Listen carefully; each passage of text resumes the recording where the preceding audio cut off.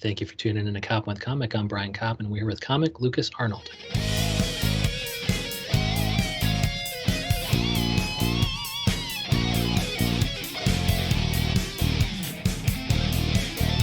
Lukas Arnold, how the hell are you? I'm doing great. How you doing, Brian? Oh man, I'm doing so good, and it sounds like you had a walk in the park today. What was that like? I did. It was really, really lovely.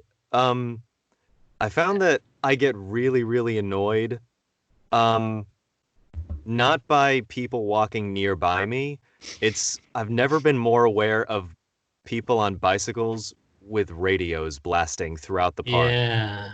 That I've The bizarre shit you notice, and then you think of stuff like The Walking Dead or whatever. Like, The Walking Yeah, Dead was not the truth because it didn't have a fat podcaster being pissed off that the Starbucks had just closed. Like those little yeah, things, you start being like, man, these fucking fictional things are bullshit yeah. if they don't have me pissed off because of the bikes with speakers.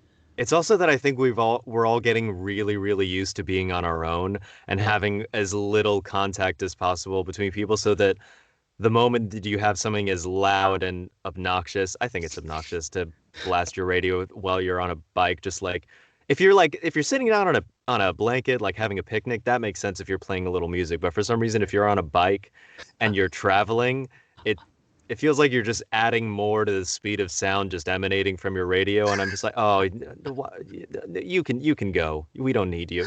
But it's so funny that, you make a good point because so many of us are quarantining with, you're quarantining alone, I think. I'm quarantining Yeah, with maybe one person who's just a good roommate. And it's funny that that will make our sensitivity to annoying bullshit that much lower. so So at some much. point, everybody's going to have to ramp up or we're going to have a riot on our hands. Oh If yeah. that's pissing us off, if the bike speaker is pissing us off, there's going to be some shit down the road that's going to piss a lot of people off. Yeah, the bar for sensory overload has never been lower. It's yeah.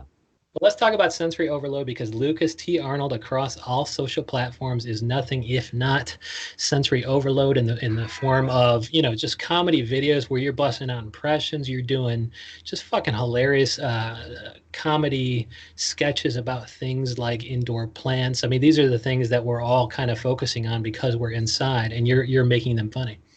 Thank you so much. That's so sweet. That's very Oh, kind of you. yeah, but thank you so much for doing it because I never thought I needed to hear the conversation about soup or chili between Ron Swanson and Christopher Walken until you let me know Yeah. that I needed that.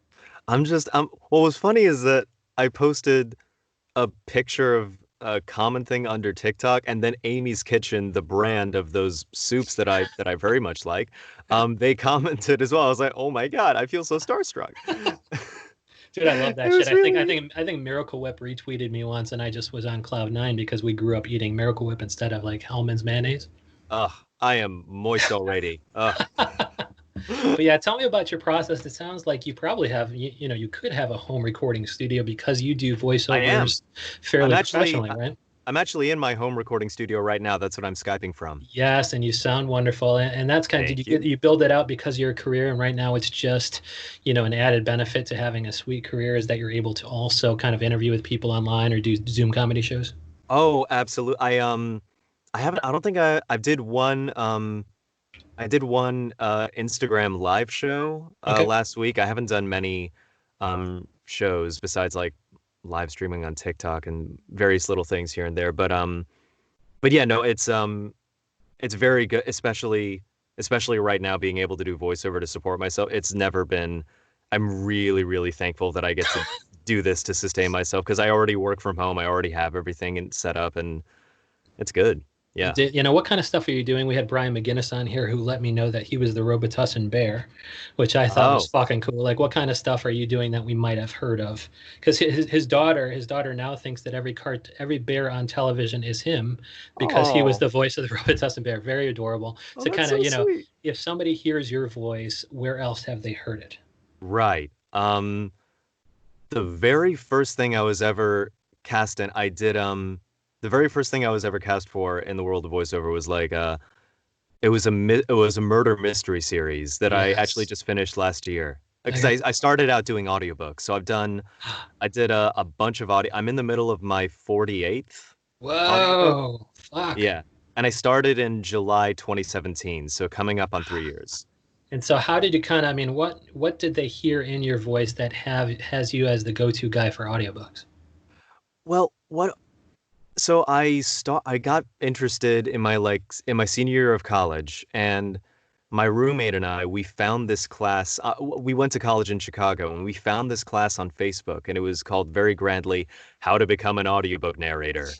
And it was $200, and it was like a 3-day seminar, and you would go, and we went to this recording studio, and we learned about how to audition for books online, how to do basic editing, how to find the right sort of books and deals, and then just sort of like teaches you how to like get started in audiobooks. And that's what I did. And so straight out of college I started doing audiobooks.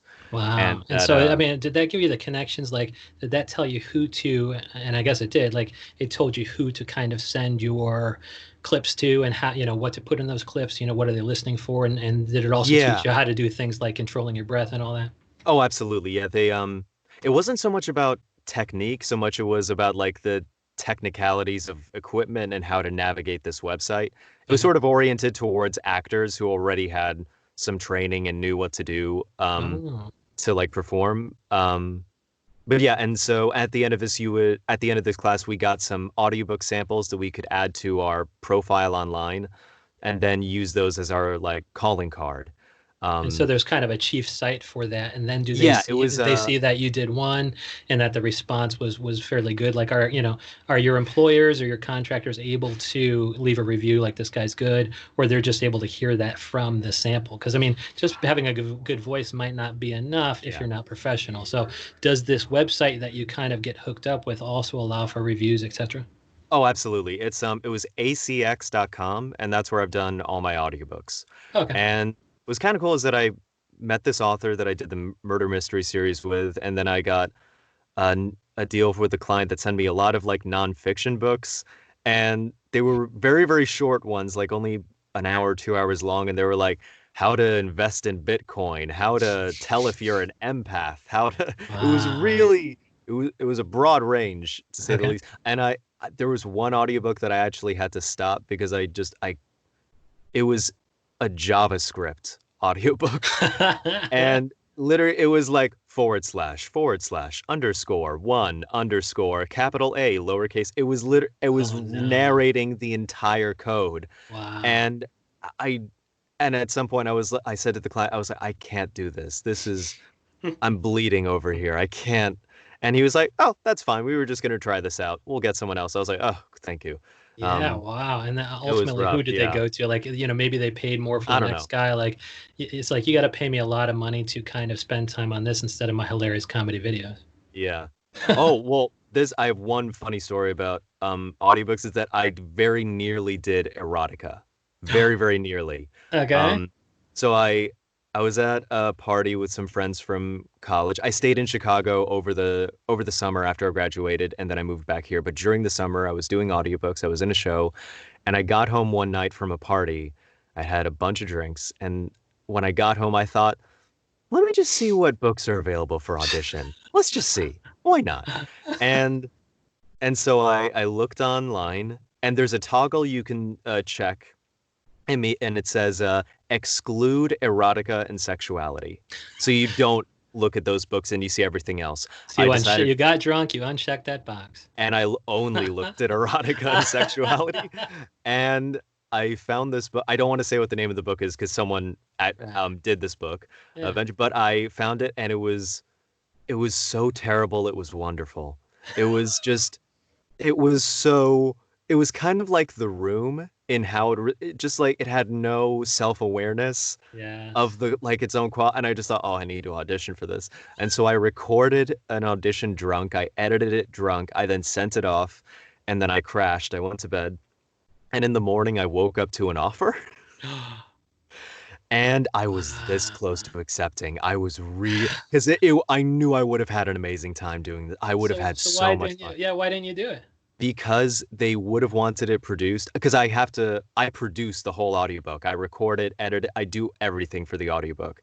Oh And they well. would have wanted it done in like a week, and I couldn't do it that quickly. And Uh, then they would have wanted a second book done in only 4 days afterwards. what the And fuck? Oh yeah, I was Is it doing. because the quality of the book was less than par that they expected such a quick turnaround? They're I like, think well, it's. the writing's not that good. Who cares if the audiobook's that good? I think they wanted to submit it to a festival. Oh, okay. Maybe. I'm not sure. But yeah, and I was doing a play at the time and I was doing other audiobooks and I was like, "Oh, I'm really sorry. I actually can't do this." So I had to decline. But I But was now, very why? close. Yeah, why did you keep? Why did you continue to stay away from erotica though? Have you since done it? I've just not felt the pull like I did that day.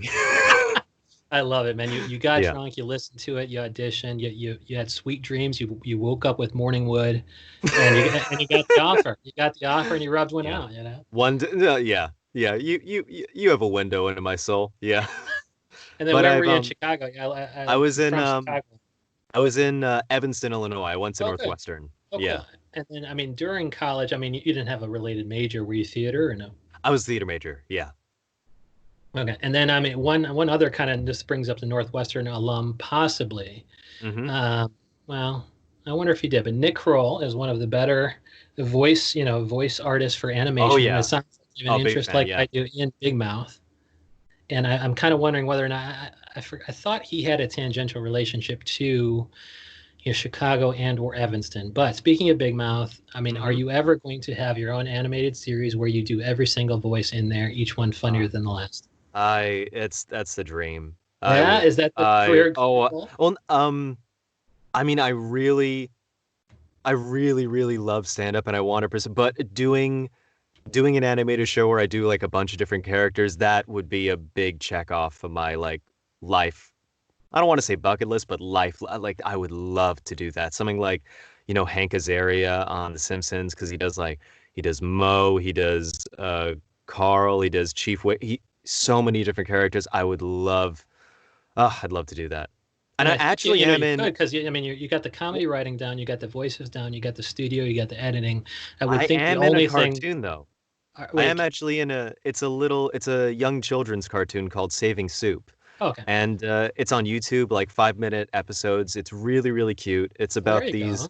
sort of primordial people discovering the first inventions like the water bucket and Velcro and this slingshot. And it's sort of like inspiring kids to make their own solutions to their problems, invent stuff, be creative, and it's really, really sweet. And can people And find I that? love my cast. Can they find that embedded on lucastarnold.com? Yes, you Oh, can, good, good. indeed. And I would think that the only thing that you might be missing from that suite of skills, whereby you're doing your own kind of comedy special, animated comedy film where you're doing all the voices, would be the animation. And it sounds like you have an in with at least one of them because you were in a cartoon. But I would think the animation could get expensive. Like if you went in partners with it, like an Hmm. animator, I would think that just give them a piece of the action, and you could do that pretty quickly because you have everything else. You have the Oh, for equipment, you sure. got the editing skill, you got the voiceover skill, you got the comedy chops to write it. It is a thought. I haven't thought about creating a show of my own. Um, I'll have to think about that later. I was not prepared for that. Ugh. But it's essentially what you're doing. I mean, you're doing the easy, fast version of it, showing off Yeah. all your skills in something like the pinned tweet, where you're auditioning famous celebrities to play the part of Carol Baskin on Tiger King. Oh Like yeah. that, able to, you were able to show off a lot of the impressions that you do. But here, you would be able to, I suppose you just need the same vehicle for original voices, and something like that would lend itself to comedy. But I suppose you could do it in a front-facing video that would be easier and cheaper to produce because I think animation just gets expensive. It does, but it's so cool when you get to see the animation moving just as simple as the mouth flaps moving along to what you say. You get like a Yeah. chill in your spine. It's really cool. Yeah, that's that. Yeah, I mean, and that's so cool. Like I have to see that, make sure it's embedded because I want to see Lucas Arnold, because I want to see the mouth, the mouth flapping Yeah. to your voice. And are what voice do you kind of do? Are you using your voice now, or do what kind of voice are you putting on? So in that show, well, one of the characters is nonverbal and he just sort of speaks in grunts like like just he just does a lot of that. Okay. Um and then the other one is well that was Soup, the title character. And the other one who is a speaking role, his name is Ooga Booga. And I actually did you ever watch Little Britain? No. Have you ever seen it? Okay, so it was a sketch show in the UK, done by a duo called Matt Lucas and David Walliams, Okay. and they just did these really broad, so funny characters. They didn't, I'll be honest, they didn't age well. Um, they really didn't age well. It's from like the early mid 2000s, and they did and David Walliams had this character called Lou, who was a caretaker for this guy in a wheelchair, and the sort of joke every sketch was that while he was trying to get entry into like maybe a zoo or something, and he would be talking to the clerk, the guy in the wheelchair would get up and do all this crazy shit. And that Lou had no idea that he didn't need the Oh, I wheelchair. love that. And he thought of, he had this a little bit of a lisp, and he said, "Oh, I don't want to create any mess, any kind of kerfuffle. I just want to see if we can get in here with a wheelchair, if you don't mind." Yeah, maybe I And have seen that. I love that voice. And so, did you do that a similar voice to that in the cartoon with Soup? kind of, yeah. So that's kind of the voice of Ooga Booga, but without Okay. the lisp. Okay. Um, Well, that's yeah. cool. And then I had another question. Oh, you have kind of you have a deep, very pretty voice, and I guess the question I have is, and you also have kind of a square jaw, and so that leads to the question that you should get more than once, which is, have you seen Making a Murderer, and have you done a front-facing video as the murderer, who's called Luca Magnotta, and your name is Lucas? I've never seen Making a Uh, Murderer. well, no, sorry, not Making a Murderer. That don't kill a cat. I think I said exactly the wrong thing. Now, don't fuck with cats is on Netflix. Okay, And I've yeah, not don't seen that fuck with either. cat. Oh, well, that's about the guy who used to kill cats and film it. It's actually a real thing. Oh my God. And then so there was a bunch of internet super sleuths who were trying to track him down because they thought it was going to graduate to murder, and sure enough, it did. Whoa. And so the whole thing is a big manhunt, but he's got this deep, nice voice and kind of a square jaw to the point where, I mean, this thing was pretty big for a while. I can't believe you haven't seen it. But Yeah, no. the reason I why I think I say have heard say of it, that, but I just oh never yeah, saw it. Yeah. yeah, and I think I said exactly the wrong thing. But don't fuck with cats is Right. probably big enough where at some point, you all your followers on Instagram might want to see something like that because you would nail it like a motherfucker. Ooh. Okay, I will 100% check it. I've gotten a lot of people saying that I look like Joe from You or Oh, Dennis Reynolds from It's Always Sunny, or a lot of different ones, and then like a young Christopher Walken. And that's actually the reason why I started learning how to do a Christopher Walken impression is that when I was auditioning for high schools, um, the auditioners of the school I ended up going to, they were like, "You look like a young Christopher Walken," and I had like huge, long, bushy, curly hair. I was like, "He doesn't look like this." But but yeah, I got sort of interested, and I thought, "Oh, I could do that maybe." And this guy, Yeah. this guy's a super good looking guy, and I think that it would be, I think that you could nail it because you wouldn't really need that much to do it well, and I know you would just fucking nail it. But yeah, Oh, I'll don't fuck with 100% look cats. And into oh it. yeah, at the very least, because your followers will lap it up, or at some point they would have, if it was super Probably. fresh. Yeah. But yeah, how are you to kind of writing your material? This short videos you're doing, you only have so much time in a day when you're not recording, audiobooks.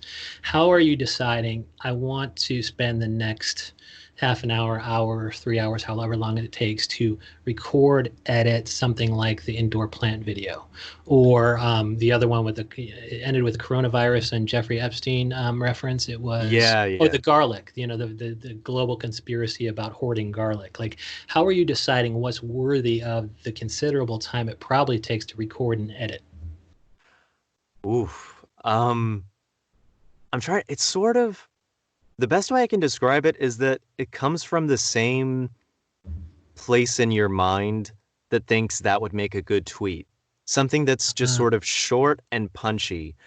And so I feel like any tweet I make, I could also translate fairly well into a video and also add other elements. And yeah. like, because in that plants video, I had like me just sort of staring at the camera while the voiceover was speaking over. And so that is something that I couldn't do in it. And so Oh. there are sort of other elements that, I don't know, it just sort of comes to you. You I, you w- had I you wish hadn't I, you I hadn't wish done I had a better, overdubs. You hadn't done overdubs previously?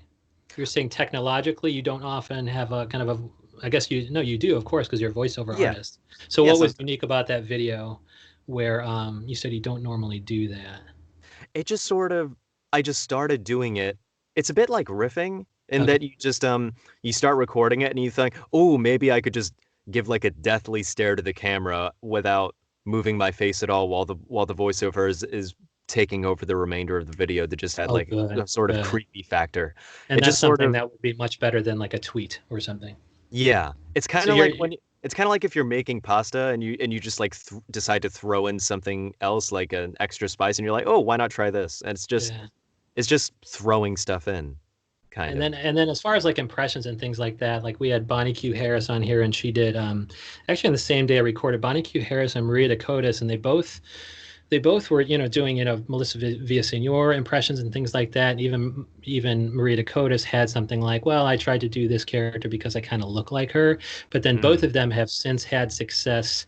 Like Bonnie Q Harris does an amazing Sebastian Maniscalco character, which of course is a man and looks nothing like her. And then Maria Dakotas just got written up in the Rolling Stone and retweeted by the Colbert or whatever because she did the Andrew Cuomo Mm. sketch. And so, like, what are you thinking in terms of impressions? Like, is it misleading to think that, oh, because I look like this guy or I sound like this guy, I should devote my considerable talent to mimicking him when I could, think outside the box and find a lot of success with something that, I don't know, might utilize a lot of my comedic writing? I think, well, first off, I think there's exceptions to every rule, and Okay. that maybe you do an impression because you think you look like someone, but sometimes you just go total 180 and you go for the opposite gender or something. Or I generally try to go for what I think I could fit in my voice range. Okay. Like I don't think I could really not do a good Morgan Freeman, and so I wouldn't say that I do one because I don't think my voice is low enough. Like I could But maybe also, try. filming it could be problematic with blackface. I think that it's okay if you're just doing the voice. I mean, Oh, okay. if you're just feeling yourself and you're like, oh, I want to do blackface, and you're like, but I mean, I wouldn't recommend it, but Yeah, but as long as you it, don't costume up, it could be fine to just do your yeah, impression of him over one of your movie trailers or something like that. yeah. I think if you're really just doing the voice, then it's not blackface. Yeah. But yeah, I generally try to go for what I think is in my range. Like I know I don't look like Nick Offerman or Ron Swanson, but I feel like I Yeah, can you nailed it. There you fairly, go. That's a good example. So yeah, unlike people before it was like, oh, you look like a young Christopher Walken. Here you were like, well, I don't look like Nick Offerman any, at all, yeah. but my voice has him on lock. And so what even, and I guess what, were you watching Parks and Rec? At what point were you like, man, I It's think I a can do that. I can do very it's a very I really like. Okay, so I was at college and Nick Offerman came to do Yes. his one man show at Okay. Northwestern. Good. And the thing is, my acting teacher at college, shout out to Henry Godinez. Yes, He's Henry Godinez. Henry Godinez, Godinez or go home. He actually knew Nick Offerman from back in the day in like the 90s, I think. And so when Nick Offerman came, um, about 10 minutes into his act, he says, is anyone here a student of Henry Godinez? And a bunch of us who were students of Henry like shot our hands in the air. We're like, woo, we love Henry, yeah. And then Nick Offerman said, is that man still ripped? and and he went into this story of he said, back in the day when I was a young theatrician in the city of Chicago, I was in a production of Kabuki Theater with Henry, and the sight of that man in naught but face paint and a loincloth nearly turned me. Oh gosh, that's precious. How That's fucking precious. Yeah, he's from an adjacent suburb to me back in the day. Like I'm Joliet and he's Manuka. oh my God. Yeah, and Melissa McCarthy's Plainfield and stuff. But man, that impression is so fucking amazing. And so Oh, during the thanks. show, were you like, I can do this? At what It point was did it occur to you that I got to really try this because it's in my vocal range? it was just me retelling that story, telling his retelling that I wasn't even thinking, oh, let me try to nail this. I was just trying to do it. And someone said, oh, that's not bad. And I thought, oh, all right, added to the arsenal. Well, I love that. But now you're gonna have to meet every celebrity so that when you retell the story, people around you can be like, "Oh, that's pretty fucking good." But Yeah. just you have to. I mean, it's hard, if you. And I guess the one last question I have, because I'm curious, is when you're Uh-huh. doing audio books, are you doing different voices for dialogue, or are you reading it just in a Lucas Arnold voice? Sometimes it changes for various books. So the reason why is because for the murder mystery series, everyone in the book speaks English, and so whatever their accent is what I would do. But the thing is, I also do The last audiobook I did took place in Russia, but the book was in English, and so it didn't make sense for me to do like a thick Russian accent as if they're straight off boat, yes.